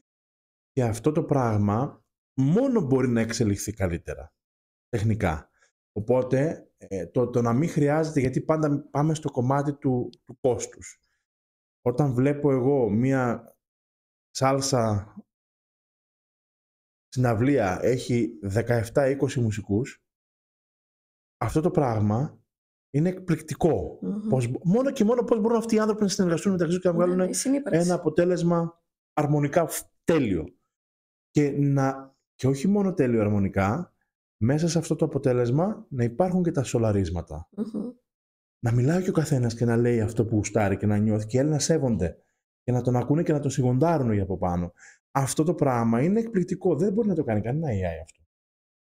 Και κανείς, ουσιαστικά, πέρα από αυτούς που εμπλέκονται συνήθως, δεν μπορεί να καταλάβει ουσιαστικά τι σημαίνει συνύπαρξη σε ένα live. Γιατί εκείνη τη στιγμή λειτουργούν πολλά πράγματα παράλληλα. Και κυρίως διαπροσωπικά. Ναι. Δηλαδή, μαθαίνεις να ακούς τον άλλον. το πιο βασικό για να είσαι σε μία μπάντα.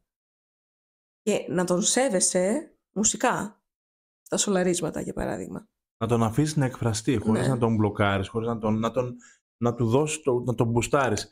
Εγώ θα το πάρω και στο χορό χορευτικά που έχει να κάνει, ας πούμε, με 2 άτομα μόνο, ότι το αρμονικό αποτέλεσμα βγαίνει μόνο όταν ο ένας σέβεται τον άλλον. Όταν ο ένας ακούει τον άλλον και όταν ο ένας δίνει χώρο στον άλλον να μπορεί να κάνει. Δεν γίνεται 2 άνθρωποι να προσπαθούν να πάρουν την πρώτη θέση, γιατί δεν είναι ανταγωνιστικό.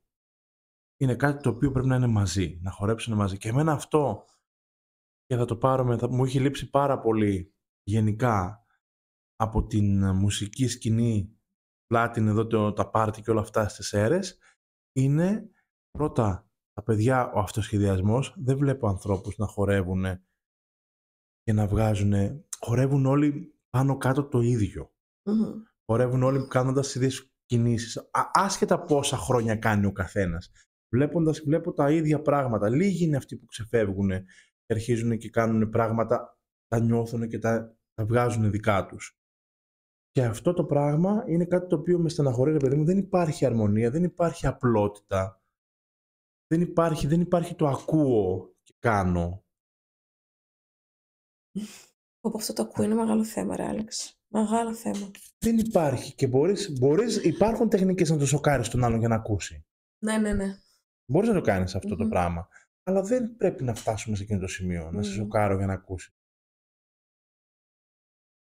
Και είπαμε τώρα, επειδή το είχαμε πει και την πρώτη φορά, παίζουν πάρα πολλοί παράγοντες σε αυτό το κομμάτι. Γιατί δεν υπάρχει αυτή η απλότητα, γιατί δεν ακούνε πάρα πολύ δυστυχώς. Και εκεί είναι που παίζει και πολύ μεγάλο ρόλο ο δάσκαλος. Τον μεγαλύτερο ρόλο παίζει ο δάσκαλος. Ναι. Γιατί αυτό στην ουσία καθορίζει τον τρόπο που εσύ θα πάρεις την πληροφορία. Προφανώς δεν θα γίνει ψυχολόγος ο δάσκαλος, αλλά εν μέρη θα έχει και κάποια τέτοια στοιχεία. Ενώ στο να είναι συμπονετικός, αν υπάρχει κάτι το οποίο είναι λίγο πιο βαθύ, ή να είναι υποστηρικτικός, ναι, όλα αυτά πρέπει να τα έχει, η αλήθεια είναι. Γιατί όταν διαλέγεις να πας σε μια σχολή χορού, δεν είσαι απλά το πορτοφόλι. Ναι, δεν θα έπρεπε. Τουλάχιστον δεν θα έπρεπε να είσαι. Δεν θα έπρεπε να είσαι το πορτοφόλι. Πας για να μάθεις και για να απαιτήσεις να μάθεις. Ξέρεις τι έκανες μόλις τώρα, Θα πάω για μάθημα μετά και άμα κάνω έστω και 1 δευτερόλεπτο χαβαλέ, θα μου εγώ θέλω να μάθω. Θα του πείτε... Χτυπάει. Πληρώνω, φίλε, πληρώνω. Ένα μεγάλο κομμάτι, ρε παιδί μου, σε αυτό με τους δασκάλους, γιατί είναι κάτι το οποίο πολλά χρόνια το κάνω και το έκανα και σε τάξη μέσα με την πληροφορική, το έκανα και μετά εκπαιδεύοντας κάποιους συναδέλφους για να κάνουν τη δουλειά. Γενικά, το να εκπαιδεύσω κάποιους για να κάνουν κάποια πράγματα είναι πάντα μέσα, ναι. Θα καθίσω να ασχοληθώ με τον άνθρωπο σαν άνθρωπο, γιατί στην τελική, να ξέρετε, θα πω ένα μυστικό τώρα του επαγγέλματος, ότι όπως χορεύεις, έτσι είσαι στην προσωπική σου ζωή και είναι το διάστημα. Τι είπες τώρα? Τι είπες τώρα? Τώρα πάλι λάθος θα το πω. Ήμουν έτοιμο να το πω πάλι λάθος. Mind blowing. Blown by. Πω φίλε, τι είπες τώρα? Έχω ας πούμε παραδείγματα, όχι συγκεκριμένα ανθρώπου, ονομαστικά παραδείγματα, αλλά αν ένας άνθρωπος έχει πληγωθεί από ανθρώπους, είναι πάρα πολύ μαζεμένος μέσα στον εαυτό του, οπότε φοβάται να ανοίξει. Αν ένας άνθρωπος είναι πολύ εγώ και εγώ και εγώ και εγώ και εγώ, είναι πάρα πολύ ανοιχτός και δεν σέβεται τους γύρω του. Αν ένας άνθρωπος είναι πάρα πολύ αγχωμένος, αυτό φαίνεται στην κίνησή του. Δεν μιλάμε ότι αυτό δεν χαρακτηρίζει τον άνθρωπο σαν άνθρωπο σε όλη του την γκάμα, απλά εκείνη τη στιγμή, τη χρονική που ξεκίνησες να χορεύεις, είσαι αυτό. Και γι' αυτό θα δεις, παράδειγμα, πολλούς ανθρώπους να ξεκινάνε ταπεινά χαμομηλάκια, πατώντας τα πόδια τους, να βλέπουν ότι όντως μπορώ να κάνω πράγματα, να φτάνουν στο αντίθετο άκρο και να γίνονται ευγενικά θα το πω, να γίνονται Ευγενικά θα το πεις. Και θα το πω ευγενικά. Αχα. Να γίνονται αυτό που λέγαμε όχι χερέκακι, το θα χορέψω, αλλά μόνο με αυτόν που θα μου κάνει εκείνο και να πίκει, ρε παιδί μου, επιλεκτική πολύ στο κομμάτι, και μετά όταν θα φτάσουν στο επίπεδο, αν θα φτάσουν κάποια στιγμή, γιατί το πίκι, το επίπεδο το ωραίο, το να είσαι πάντα στην κορυφή είναι πάρα πολύ ωραίο. Και είναι πάρα πολύ έτσι όμορφα και ωραία. Αν θα φτάσεις μετά, γιατί το μετά είναι το πιο σημαντικό για μένα. Το να φτάσεις στην ισορροπία και να ξέρεις ποιος είσαι, χωρίς να χρειάζεται να το αποδείξεις κάθε φορά όταν το κάνεις, τότε θα σέβεσαι απόλυτα τον απέναντί σου και θα περνάς καλά με όλους. Και θα μπορείς να είσαι και θυμωμένος και τα πάντα και να το βγάλεις σαν φιγούρα αυτό. Αυτό που δεν μπορούν και να περάσουν γενικά οι δάσκαλοι, οι καινούργοι δάσκαλοι ακόμα, είναι επειδή δεν έχουν την εμπειρία οι άνθρωποι, όχι τις γνώσεις, γιατί δεν έχει καμία σχέση η γνώση με την εμπειρία, είναι να κάνουν τους ανθρώπους να εκφραστούν μέσα από αυτό. Εγώ έχω το όραμά μου, θέλω η κίνηση αυτή να βγει έτσι. Αν εσύ όμως δεν μπορείς να το καταλάβεις αυτό, εγώ σαν δάσκαλος θα πρέπει να κατεβάσεις λίγο τα στάνταρ σου. Και όχι μόνο, δεν θα το θεωρήσω στα στάνταρ μου, απλά θα σε αφήσω να εκφραστείς, γιατί μια κίνηση που θα κάνεις εσύ, χορευτική, κάνοντας κάτι, μπορεί εγώ να μάθω και να μπορώ να την εξελίξω μετά. Και να σου δώσω να κάνεις κάτι πολύ πιο... Ουσιαστικά αυτό που λέμε γίνεται ταυτόχρονα. Ναι. Δηλαδή, εσύ το έχεις εδώ, ο μαθητής μπορεί εδώ, οπότε πρέπει κάπου να συναντηθεί. Πρέπει να συναντηθείς, οπότε μπορείς και μετά αυτό, αν ο μαθητής περάσει το δάσκαλο, για μένα είναι το ιδανικό. Και είναι αυτό που θέλω να γίνει. Αυτό που συμβαίνει τις περισσότερες φορές, γιατί έχουμε να κάνουμε τέχνη, και έχουμε να κάνουμε τέχνη και με ποιος είναι καλύτερος από τον άλλον.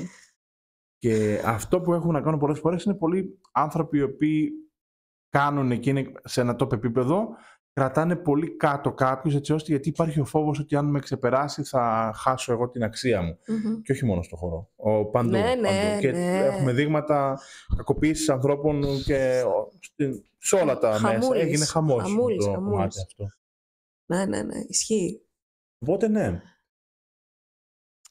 Θες τώρα, αυτό που ανέφερες πριν, δεν ξέρω κατά πόσο, τουλάχιστον για το δεδομένο των σερών, το έχουμε δει έτσι ώστε να φτάνει σε σημείο ο μαθητής που να αισθάνεται ίσως με όλους που κάνει αυτή την...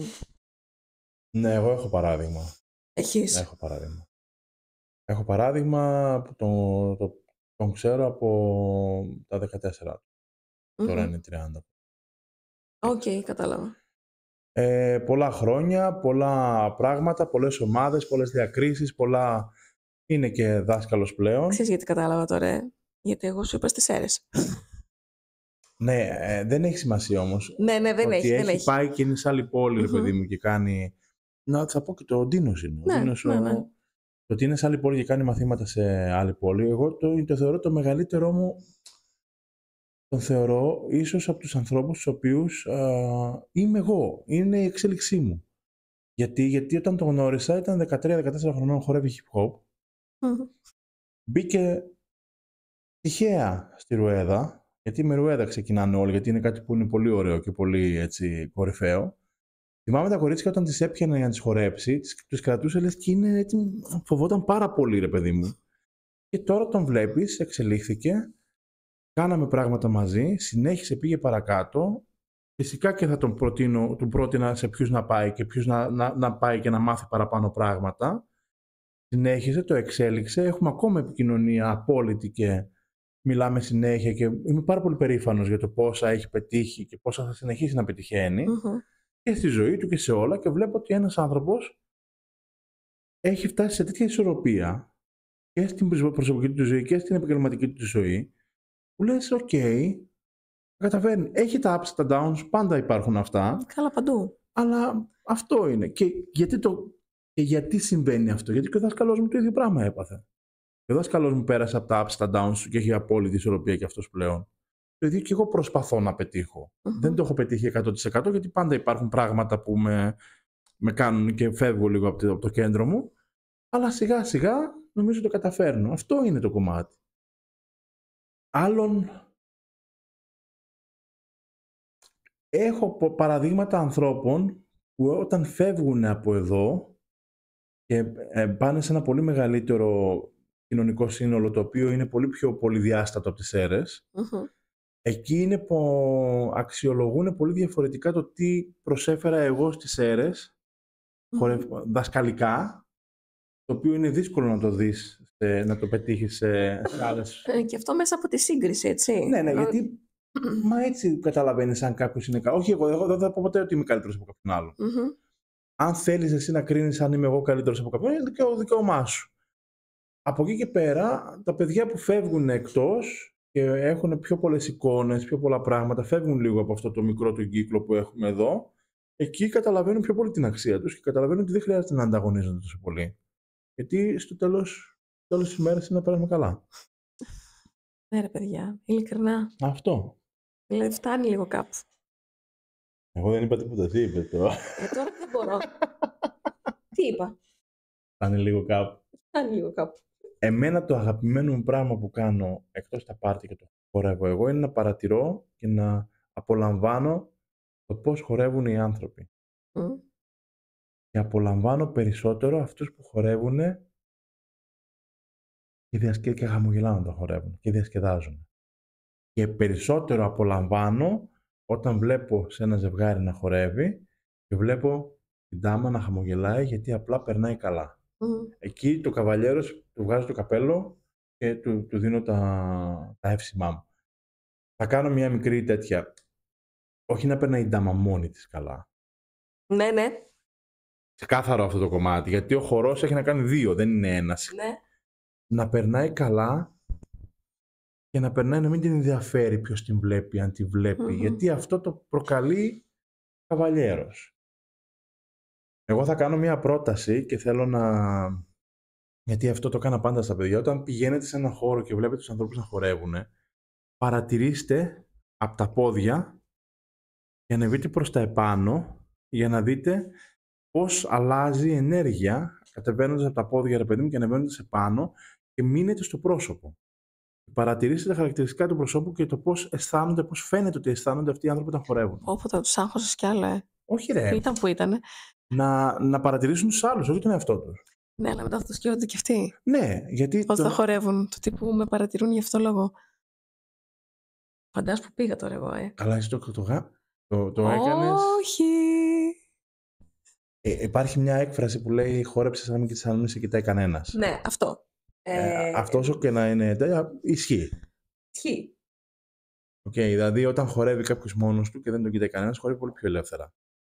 Αν το καταφέρει κάποιος αυτό να το καταφέρει, δύο όλα καταφέρει μαζί, το έχει καταφέρει στη Δευτέρα. Είναι το ιδανικό. Εγώ προσπαθώ να το κάνω αυτό το πράγμα μέσα από τα μαθήματά μου, δίνοντάς τους με τον τρόπο που εγώ μπορώ και εγώ ξέρω, ρε παιδί μου, και εγώ έχω βγάλει σαν μια μέθοδο, προσπαθώ να τους δώσω την αυτοπεποίθηση να το κάνουν και να μην τους ενδιαφέρει όλο αυτό το πράγμα. Και χαίρομαι πραγματικά όταν κάποιος έρχεται, μαθητής μου, και μου λέει καλά πράγματα για κάποιον άλλον που βλέπει να χορεύει. Και λέει, μαλάκα, δες τι έκανε. Πάρα πολύ ωραίο αυτό που έκανε. Μπορεί να το κάνω κι εγώ. Θα το δανειστώ. Είναι έμπνευση αυτό το πράγμα. Δεν είναι αντιγραφή. Αλλά το κομμάτι είναι αυτό.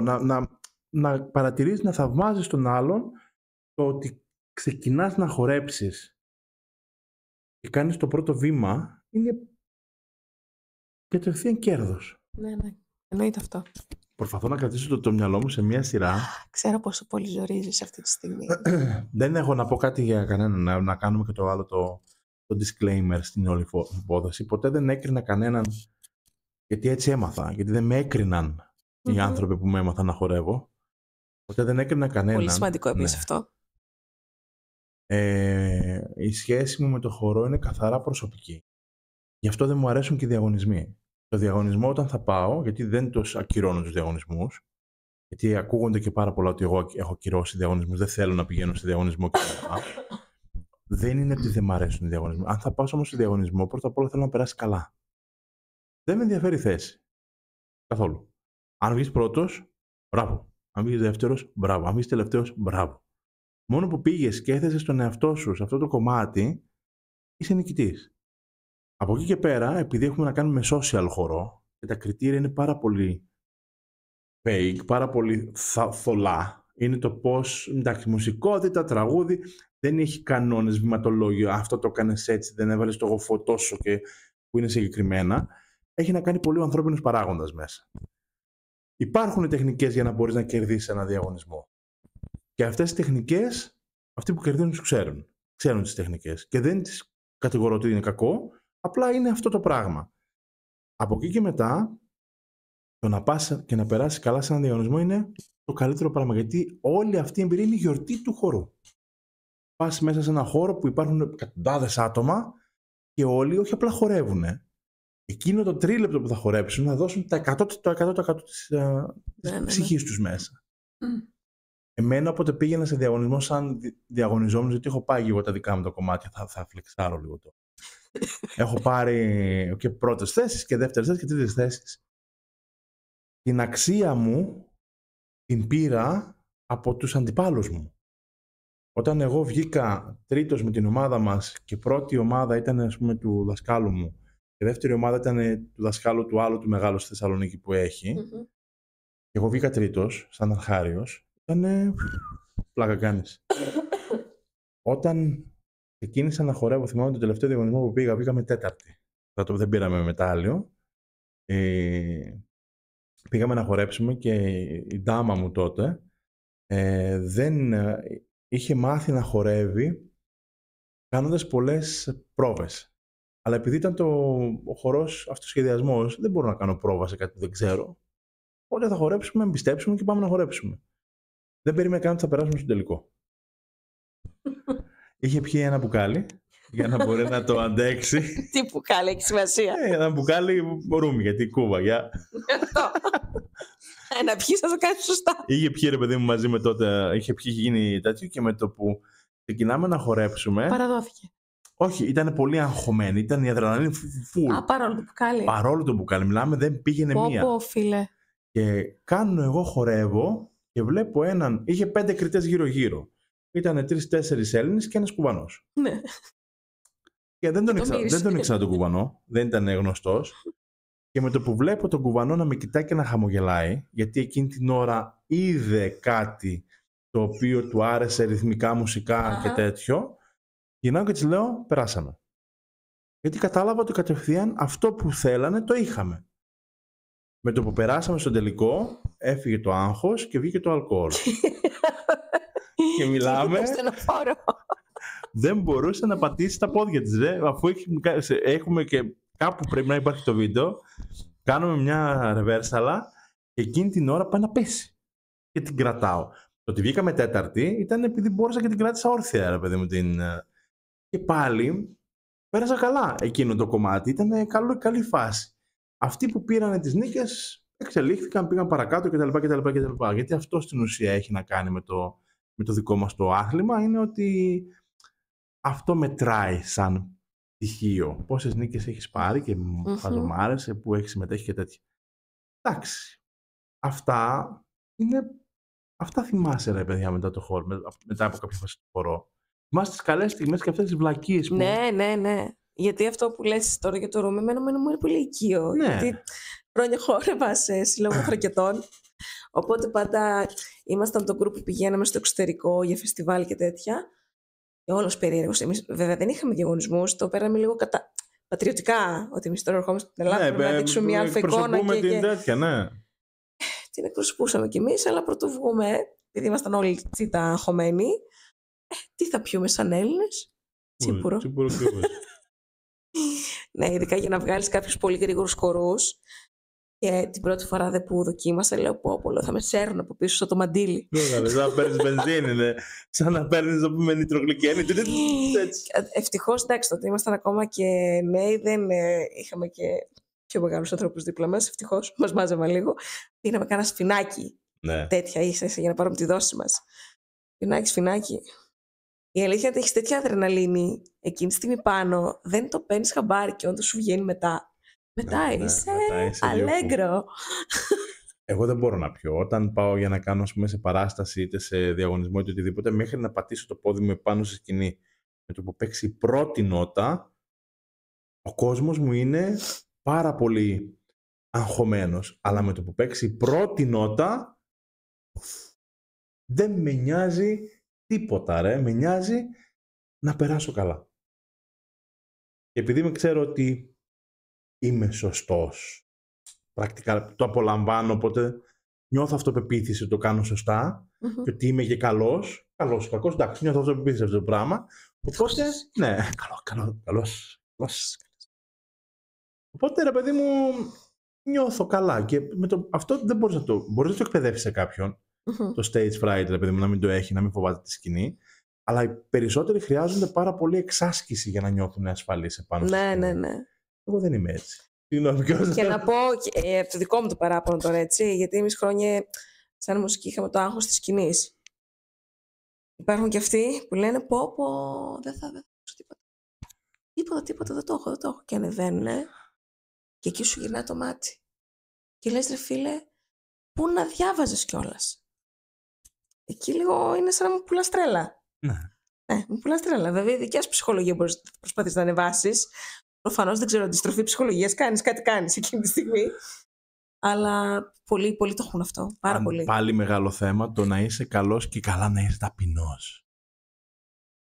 Αυτό δηλαδή σε φάση ότι ξέρεις ότι είσαι καλός. Άμα όταν αν πάω να ανεβώ σε σκηνή, αυτό που θέλω να περάσω στα παιδιά και όταν χορεύουμε είναι ότι παιδιά καλοί είμαστε.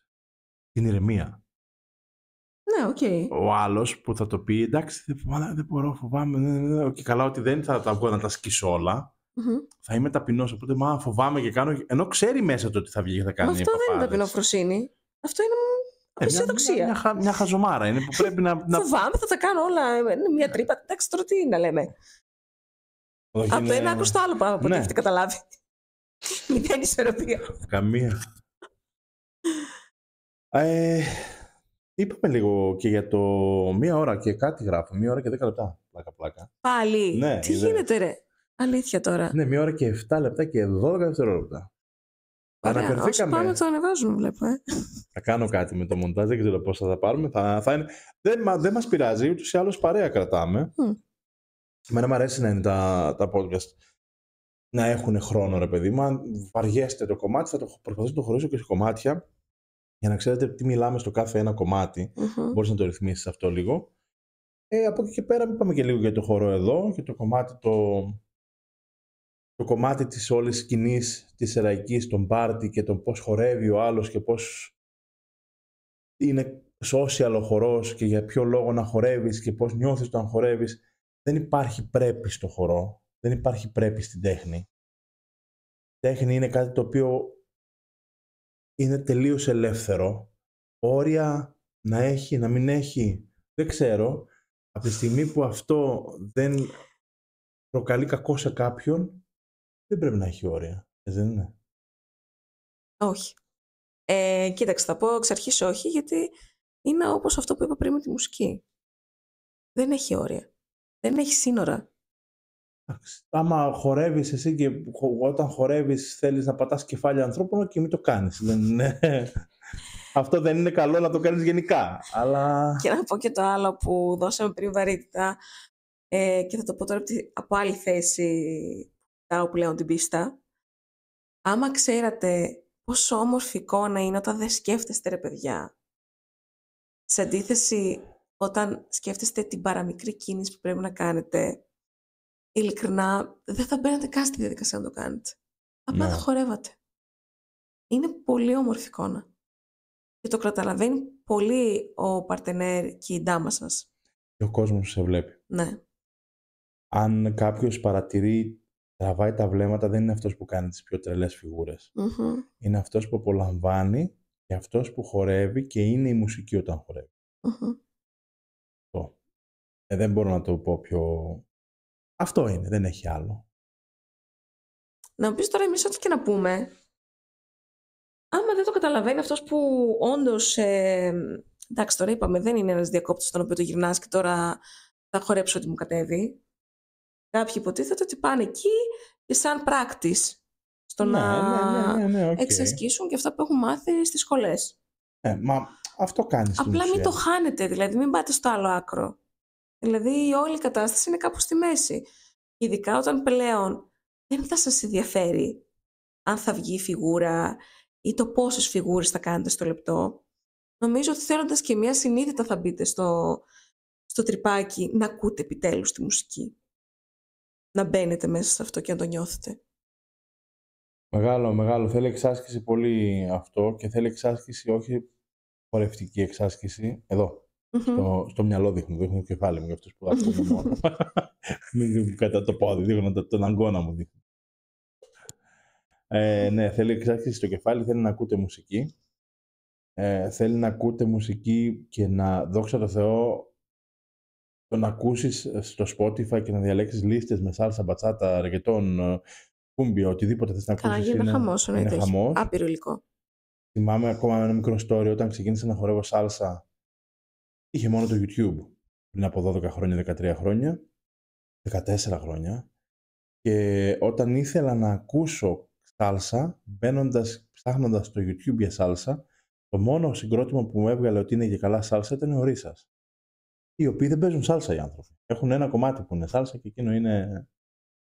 Οπότε προσπαθούσα να καταλάβω και δεν μπορούσα να βρω κομμάτια. Και μετά ζήτησα από το δάσκαλό μου να μου δώσει τραγούδια για να μπορέσω να ακούω μουσική στο αυτοκίνητο και.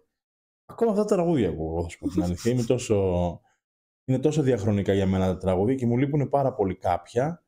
Τα καινούργια τραγούδια δεν με. Είναι συγκεκριμένοι καλλιτέχνες που μου αρέσουν. Γιατί και μετά καταλαβαίνεις και τον κάθε καλλιτέχνη πώς παίζει μουσική και τι μουσική παίζει. Καλά, εννοείται. Ότι είναι και στην Ελλάδα. Στην ελληνική δισκογραφία. Οπότε ναι, θέλει και εκτιμώ πάρα πολύ εσένα που το ψάχνεις και βάζεις. Πρέπει να ακούσω και αυτά που ακούς τόσο καιρό στο αμάξι. Δεν έχω ακούσει στο αμάξι πλέον γιατί δεν παίζει το CD, αλλά θα σου πω τα κομμάτια. Πώς σου το δίνει έτσι, αυτά που σου στέλνω καμιά φορά, ρε παιδί μου, κάποια κομμάτια που απλά μου έρχεται σκάλο. Είναι τραγούδι που τα άκουγα χρόνια, το ακούω και σου στέλνω. Έχω κάνα 2-3 που θέλω να σου στείλω, ρε παιδί μου, πάλι. Και αυτό ότι χαίρομαι πάρα πολύ όταν ο άνθρωπος που. Γιατί έχω αλλάξει πάρα πολύ στην DJ στο κομμάτι της συνεργασίας μου. Και το παράπονο μου το μεγάλο από αυτούς τους ανθρώπους που περάσανε ήταν ότι ποτέ δεν ακούγανε αυτό που εγώ τους πρότεινα. Και ποτέ δεν ακούγανε γιατί θεωρούσαν μάλλον ότι εγώ δεν ξέρω. Ή δεν θέλω εγώ δεν είμαι σε μια συνεργασία, ποτέ δεν είμαι απέναντί σου να σημειώσω. Είμαι θέλω να σε ανεβάσω και να πάμε κάπου πολύ ψηλά μαζί, ρε παιδί μου. Αυτό και στην από την αρχή συμβαίνει αυτό. Γιατί όταν βγαίνω και πάω κάπου, αν πάω σε ένα καινούριο μαγαζί, κάνω σαλσοτουρισμό. Όταν πάω σε μια καινούργια πόλη, πάω κάπου και βλέπω τι παίζει εκεί. Παρατηρώ πώς είναι το μαγαζί, πώς είναι ο κόσμος που δουλεύει μέσα στο μαγαζί, γιατί παίζει πολύ μεγάλο ρόλο και αυτό. Δεν μπορείς να κάνεις ένα πάρτι σε ένα μαγαζί που είναι ό,τι να είναι και να μην έχεις συνηθίσει να γίνεται τέτοιος χαμός. Βλέπω το πώς είναι οι δάσκαλοι που είναι μέσα στο μαγαζί, γιατί συνήθως είναι πάρτι κάποιας σχολής ή εκπρόσωποι κάποιας σχολής εκεί. Και τελευταίο και πιο σημαντικό, βλέπω το DJ. Και βλέπω πώς ο DJ διαχειρίζεται τον κόσμο και πώς καταφέρνει είτε να αδειάσει είτε να γεμίσει την πίστα. Είναι εύκολο να αδειάσει την πίστα. αν ακούς μόνο αυτά που θες εσύ.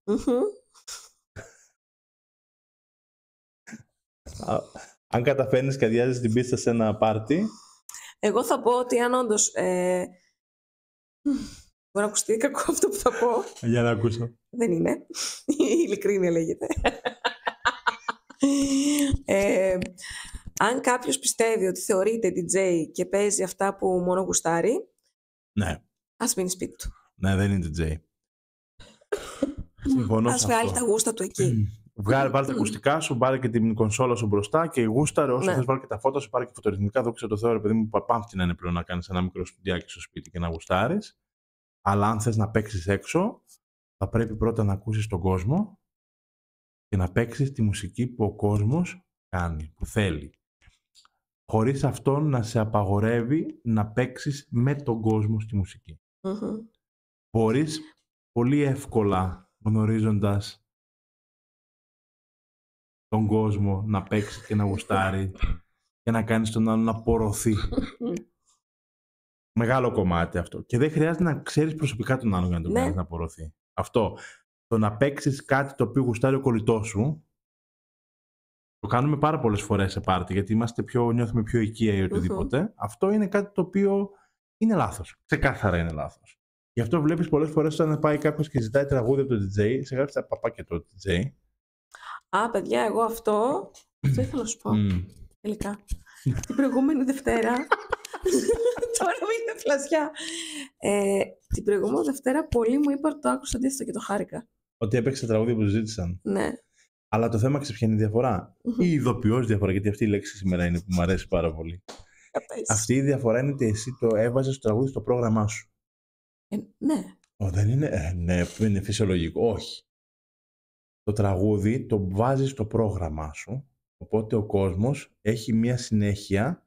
Εκεί που ακούει ένα, ακούει και δεύτερο, ακούει και τρίτο και του αρέσει και αυτόν που το κάνει, που το ακούει, και αρέσει και σε αυτόν που το ζήτησε. Θα έβαζες εύκολα ένα τραγούδι άσχετο? Κοίταξε, το καλό είναι το σέβονται. Το λέω ότι ξέρεις, δώσ' μου χρόνο το γυρίσω. Ναι, αυτό. Ναι, δηλαδή δεν έχουν την απέτηση. Ευτυχώς, δηλαδή, παιδιά, ευχαριστώ. Καλά, όχι, δεν είναι. Δεν έχουν την απέτηση να μου πούνε τώρα θέλω να το ακούσω γιατί θα φύγω. Το έχω ακούσει και αυτό, βέβαια. Καλά, ναι, δεδομένο. Άντε βάλω το γιατί θα φύγω μετά. Βέβαια, και εγώ έχω απαντήσει ανάλογα. Μπορείς να φύγεις σε 6 λεπτά, όχι σε 3. Ναι, φύγει όταν τα ακούσει και μετά. Άσε με λίγο να το γυρίσω. Δεν είσαι μόνος σου. Αλλά όχι, σε αυτό είναι πολύ ok τα παιδιά. Αλλά εννοείται ότι θέλεις χρόνο. Αυτό που είπα πριν, δεν είσαι μόνος σου το πάρτι. Υπάρχουν και κάποιοι που θέλουν να ακούσουν και κάτι άλλο. Υπάρχουν και κάποιοι που θα σε ρωτήσουν, θα παίξεις κι άλλα ίδια, ας πούμε. Ναι, ίδιο είδος. Στο ίδιο είδος. Αυτό είναι μεγάλο κομμάτι και πάμε και σε άλλο, ναι. Ναι, και πάμε και σε άλλο, ναι. Εγώ έμαθα από τους μεγαλύτερους DJ στη Θεσσαλονίκη, γιατί αυτή ήταν η πόλη πιο κοντά. Ο DJ που παίζανε σε μαγαζιά, παίζανε και ήταν Latin μαγαζιά και όχι κανένα μια Latin βραδιά. Είχα μάθει κάποια πράγματα. Δεν θα πω ποια πράγματα έχω μάθει, γιατί τα έχω μοιραστεί με 2-3 ανθρώπους και δεν τα περνάνε. Οπότε παρακάτω δεν θα τα μοιραστώ με κανέναν ελεύθερα. Ελάτε να με ρωτήσετε, άμα θέλετε, για να το συζητήσουμε. Επομένως, έχω κάποιες βάσεις στο πώς πρέπει να παίζεις μουσική. Αν θέλεις να κάνεις μια βραδιά Latin, σάλσα, πατσάτα, οτιδήποτε. Από εκεί και πέρα, αν εσένα δεν σου αρέσει αυτό, γιατί ξέρεις να χορεύεις μόνο το ένα και σε δυσκολεύει το άλλο ή δεν ξέρεις τόσο καλά το ένα από το άλλο, το φιλαράκι είναι δικό σου κομμάτι, ναι. Καλός ή κακός, τον τελευταίο καιρό, τα τελευταία χρόνια η μπατσάτα μονοπολεί στα πάρτι γενικά, στα Latin. Και μονοπολεί και όχι μόνο σε Σέρρες και σε πολλές άλλες περιοχές, γιατί πρακτικά, θα το πω και δεν θα φοβηθώ, είναι πιο εύκολη από τη σάλσα. Είναι πιο εύκολη και νομίζεις ότι μέσα από την μπατσάτα θα πετύχεις άλλα πράγματα.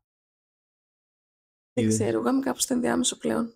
Εγώ είμαι ξεκάθαρα προς τη μεριά της σάλσα. Άστο, η μπατσάτα δεν είναι το πώς χορεύει την μπατσάτα στην Ευρώπη. Το είναι μεγάλο κομμάτι και αλλάζει. Και θα αλλάξει πολύ στα επόμενα χρόνια. Ο COVID μας έκανε πολύ πίσω στο κομμάτι αυτό. Όταν πριν τον COVID πήγα στο τελευταίο φεστιβάλ που πήγα, είδα πάρα πολλούς μπατσατέρος δασκάλους να γυρνάνε στη βάση. Αυτή η βάση δεν ξέρει κανένας στην Ευρώπη ποια είναι. Γιατί δεν έχει διδαχτεί, γιατί όλοι θέλουν sensual. Γιατί αυτό έχει πέρασει. Εγώ θέλω αυτή τη συζήτηση να την ξανακάνουμε και να είναι κάποιος άλλος εδώ. Ένας τρίτος στην παρέα. Οκ. Ναι, οκ. Ναι. Λέω ότι βάλουμε την ανατελεία. Τη βάλουμε να τελειώσουμε εδώ. Ναι. Γιατί έχουμε και σπίτια άλλωστε. Ναι. Είναι 1 ώρα και 20 λεπτά, δεν πειράζει. Πόσο θα βγει δεν ξέρω, παιδιά. Δεν ξέρουμε πόσο θα βγει. Και ας πει μωρέ όλο σιγά. Θα δούμε, δεν θέλω να έχει κοιλιά και να έχει κενά, ρε παιδί μου. Δεν έχουμε κενά. Δόξα τω Θεώ, μιλάμε ακατάπαυστα 2 ώρες τώρα. Εδώ είχα τρελό ότι κενά θα έχουμε. Οπότε κομπλέ. Ναι, θα ξεκινήσουμε. Θέλουμε να πούμε για κάτι για το κομμάτι πώς θέλουμε να γίνει το podcast αυτό. Τι θέλω και εγώ προσωπικά και τι θέλουμε και μαζί να πετύχουμε. Εγώ, κάνοντας αυτό με την Ιωάννα, ενώ ξεκινήσαμε πολύ έτσι να μοιραστούμε και να πούμε τις σκέψεις μας και να γουστάρουμε και να κάνουμε την ψυχοθεραπεία μας λέγοντας πράγματα σε μία κάμερα, ανεξάρτητα αν το βλέπει κάποιος, δεν μας ενδιαφέρει, θέλω αυτό το πράγμα να γίνει σημείο αναφοράς για την πόλη των Σερρών. Θέλω πάρα πολλοί άνθρωποι που είναι στις ΣΕΡΕΣ και πολεμούν για τις ΣΕΡΕΣ και κάνουν πράγματα για τις ΣΕΡΕΣ, πολιτιστικά, επαγγελματικά, άνθρωποι που ζουν και εργάζονται και δημιουργούν στις ΣΕΡΕΣ, να μιλήσουν και να μοιραστούμε, και γιατί θέλω και εγώ να μάθω πράγματα από αυτούς τους ανθρώπους. Είναι πάντα κρίνουμε και κράζουμε την πόλη που μεγαλώνουμε και την πόλη που ζούμε. Πάντα είναι δεδομένο ότι είναι έτσι και είναι αλλιώς, αλλά πάντα υπάρχουν φωτεινοί σηματοδότες, φωτεινά πράγματα. Ναι. Και την προηγούμενη φορά ήμουν ακριβώς το αντίθετο. Έλεγα ότι δεν υπάρχει κανένας, είμαστε χάλια. Είδες πώς αλλάζει ο άνθρωπος. Όχι ρε, σε αυτά δεν ακούστηκαν. Τώρα τα λες. Τώρα τα λέω, ναι. Αν είναι δυνατόν. Είπες αυτά που έκοψες. Γενικά και εγώ πέρασα από ένα σημείο που πίστεψα, ρε παιδί μου, ότι η ΣΕΡΕΣ έχει τελματώσει δημιουργικά και επαγγελματικά και σαν επιχειρηματικότητα στις ΣΕΡΕΣ, ότι δεν υπάρχει επιχειρηματικότητα στις ΣΕΡΕΣ. Αναθεωρώ λιγάκι, γιατί γνωρίζω περισσότερους ανθρώπους και θέλω να γνωρίσω κι άλλους. Θέλω να γνωρίσω ανθρώπους που επιχειρούν στις ΣΕΡΕΣ. Θέλω να γνωρίσω ανθρώπους που πιστεύω ότι πολλοί έχουν ωραίες ιδέες. Εντάξει, προφανώς για πολλούς λόγους δεν μπορούν να υλοποιηθούν τόσο απλά. Γιατί κακά τα ψέματα πρέπει να υπάρχει και ένα ανάλογο budget για να γίνει αυτό. Σε κάποιες περιπτώσεις θα πω, όχι σε όλες. Αλλά καλό είναι να υποθεί. Όπα. Είναι αυτό το φλασιά. Και εγώ θα πω για αυτούς που θέλουν να επιχειρήσουν πράγματα. Εάν κάτι ξεκινήσετε, το κάνετε και μετά από λίγο καιρό δείτε κι άλλους να κάνουν το ίδιο που κάνετε εσείς, να ξέρετε ότι αυτό που κάνατε ήταν τεράστια επιτυχία. Και παραμένει να είναι επιτυχία. Το λέω και σε μένα. Σε όλους το λέω. Όλοι το ακούμε. Ναι. Γιατί το να εμπνεύσεις ανθρώπους να κάνουν πράγματα για οποιονδήποτε χύψη λόγο θέλουν να καλύψουν αυτό το δικό τους το κομμάτι, ρε παιδί μου, είναι κάτι τρομερά φανταστικό να συμβεί. Και πιστέψτε μας, κατά πόσο το έχετε αντιγράψει όχι από άλλον, θα φανεί στην πορεία. Ναι, και αν θα βάλεις το δικό σου λιθαράκι μέσα, αν θα δημιουργήσεις δική σου τέτοια, δεν υπάρχει, καλός ή κακός το λένε πάρα πολύ, δεν υπάρχει παρθενογένεση σε πράγματα. Συνήθως, τα τελευταία χρόνια. Ζούμε σε μια εποχή που τα νέα μεταφέρονται, τα πάντα μοιράζονται, οπότε η παρθενογένεση δεν υπάρχει. Δεν υπάρχει κάτι να ανακαλυφθεί. Οπότε όλα έχουν υποθεί, όλα έχουν γίνει με κάποιο τρόπο. Από εκεί και πέρα, το άτομο που κάνει και αυτός που είναι ο καλλιτέχνης, ο επιχειρηματίας, αυτός κάνει τη διαφορά. Το πόσο ακέραιος είσαι, αυτά που πιστεύεις, είναι αυτό που θα σε κρατήσει και θα σου δημιουργήσει και το να έχεις επιτυχία ή όχι, ρε παιδί. Αυτά. Θα το αφήσουμε εδώ, γιατί το πήγαμε πάρα πολύ. Καλό πήγε.